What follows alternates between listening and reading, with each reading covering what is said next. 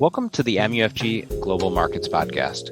I'm John Cook, and I'm joined by George Goncalves, MUFG's Head of U.S. Macro Strategy, and Anthony Tarabocchia, our Head of the Repo Desk for MUFG Securities America. It's Wednesday, September 28th, 2021. Welcome back to the podcast, George, and great to have you on the podcast for the first time, Anthony. Happy to be back, John. Thanks. Thanks, John. Great to be here. Yeah, great to have you guys both. So George, why don't we start with you? You recently put out a piece called "The Eye of the DC Debt Ceiling Storm," which, gauging recent price action in the market, was some pretty good timing on your part. So although debt ceiling slowdowns are nothing new per se, each one has its own nuances, and it always seems, at least to me, like enough time goes on between them that I sort of forget the important details. So why don't we start the podcast with taking our listeners through the high points of your piece and bringing them up to speed on the situation. Absolutely, John. And this is not the first time that we're getting a debt ceiling showdown. And I guess first and foremost, for those that are either new to the industry or just need a refresher, the U.S. has a statutory debt limit that is set by Congress, and it's been that way since really 1917. And we've had, I think I've lost count, but I think some of the reporting that's been 80 or 100 debt ceiling raises or suspensions ever since. And so this is nothing new to the bond market or just markets in general. And that has me a little bit concerning, partly because it's been a while since we've had one, and that's been as contentious as this one may become. And B, the markets are we're acting a little bit complacent up until recent price action. The markets were a little bit dismissive, at least the broader markets. A lot of it was more focused in the money markets and repo, which I'm sure Anthony will go over. But the debt ceiling has not been a topic of the jour, but now it's really, I think, front and center on investors' minds. Largely because we're at a point in time. It's late September. We're at a point where the U.S. Government's authority to spend money, as well as have a budget, is starting to come into focus on October 1st, which is Friday. There needs to be either a budget or what is known as a continuing resolution, a CR, to temporarily fund the government and keep it open.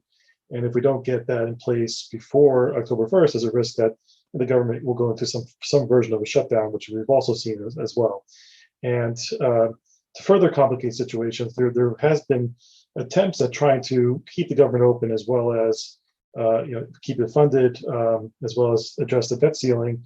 There was a bill put forth by the House that passed on the House side, but recently did not pass on the Senate side, because there was the provision for the debt ceiling in combination with this continuing resolution. And the Republicans have been pretty adamant throughout the summer, saying that with a simple majority, the Democrats can raise the debt ceiling on their own. They don't need to have the Democrats to provide that, and to expect the Republicans to make it easy on the Democrats was something that was wishful thinking. And so here we are now, with a few days left in the quarter into the start of the new fiscal year for the U.S., without a budget and with the uncertainty of the debt ceiling hanging over us, both in D.C. as well as in markets. And meanwhile, there's a number of other fiscal objectives and ambition out of Washington to get an infrastructure bill done, as well as Biden's budget of $3.5 trillion for the next 10 years. So there's a lot of things going on in D.C. and the clock is running. So it's definitely an important topic. I think it's something that could be addressed in various different ways, and hopefully done soon. Yeah, I mean, that's the problem. There's so many different permutations and iterations. It really is easy to get concerned, but I think it's pretty clear from what you laid out that we are approaching crunch time. And as a reminder to our listeners, we're recording this podcast on Tuesday, September 28th. So there's, the situation is clearly fluid. George, but I guess the real question is, how do you see this playing out? I guess I'd be curious your baseline scenario or scenarios, as well as any, potential fat tail outcomes. Sure. I mean, there's many scenarios and outcomes that could unfold, but I think just kind of trying to distill them into 3 or 4. I mean, the best case scenario, which I think is already that ship has already sailed, would have been for the budget as well as the debt ceiling to gotten temporarily passed on a bipartisan basis. That would have been the most ideal, but that's I think a non-starter at this stage. And then not enough time to really get enough negotiations in place to make that happen. So the next best case, at least as it pertains to the debt ceiling, would be for Democrats to kind of regroup and focus primarily on the debt ceiling to kind of address that lingering issue, which would, in the worst case scenario, would really be damaging for both the nation and the markets. So to kind of address the debt ceiling first, and then go back to the stimulus plans, as well as the various bills that are circulating on infrastructure, and both hard and soft infrastructure. That would be like the next best case scenario. But given there's some splintering going on already within the Democratic Party between the progressives and moderates, I'm not sure that's going to take place either. That would be the next best thing, would be for Democrats just to raise the debt limit on their own ahead of doing any of their other agendas. The base case for me is that this probably does go down to the wire. And I think we're starting to get signs of that now.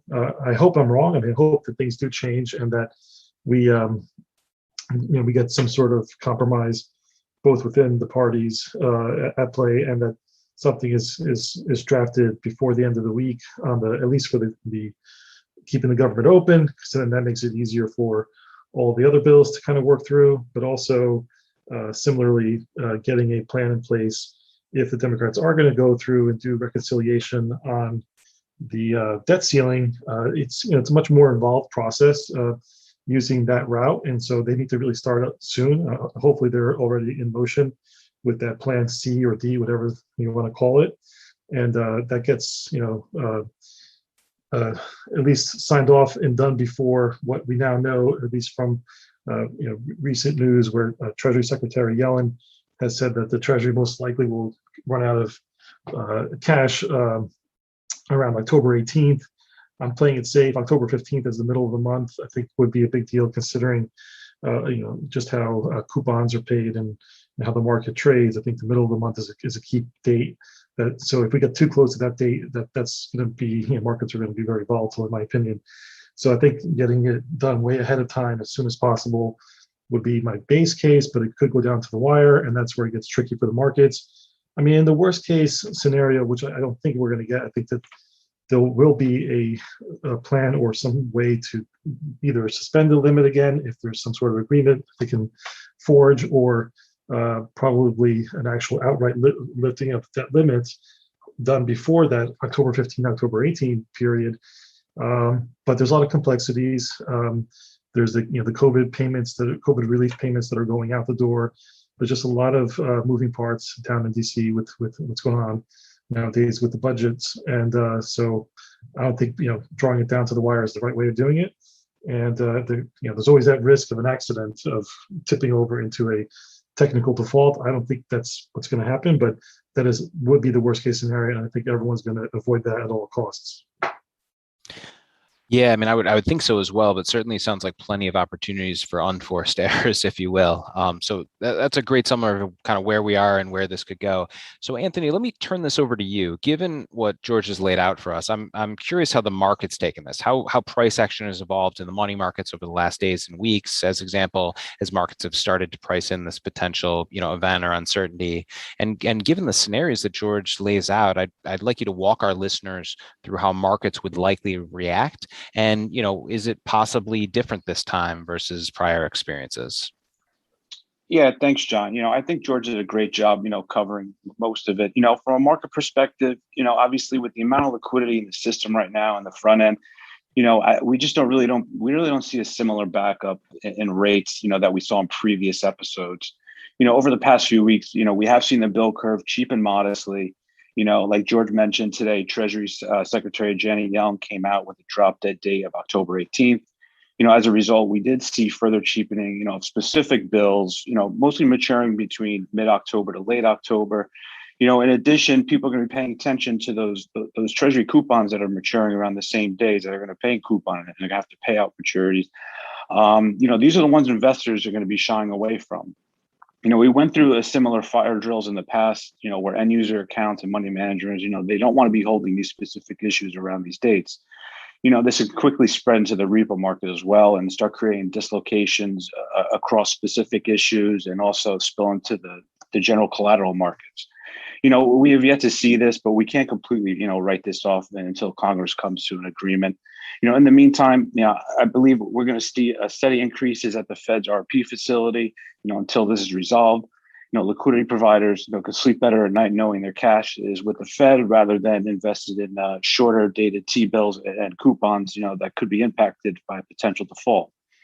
At the same time, the Fed's standing repo facility is set to kick off October 1st. So that should also, on the other end of the spectrum, ease any investor fear. So, that's basically it, I think, from the market, and that's where we're at. It's really interesting. You mentioned the standing repo facility. A lot of people were kind of like surprised by why the Fed was rolling this out in a time of abundant liquidity, but maybe they were smarter than me at least, and they saw this as a potential safety valve for events like this. So Anthony, that was great. George, that was great. We should definitely do this again. Our pleasure, John. Our pleasure, John. Thank you. Thanks, guys. And as just on an administrative note, I'd like to remind our listeners, please, for more, check out George's most recent piece, which is the Eye of the DC Debt Ceiling Storm. And if you aren't getting George's reports, directly to your inbox, reach out to me, him, your MUFG sales coverage, and we'll get you set up. Thank you for listening to the MUFG Global Markets Podcast. Rate, review, and subscribe on Apple, Spotify, or wherever you get your podcasts. And reach out to your MUFG sales rep for any further information. Check back soon for more insights from the Global Markets Research Team.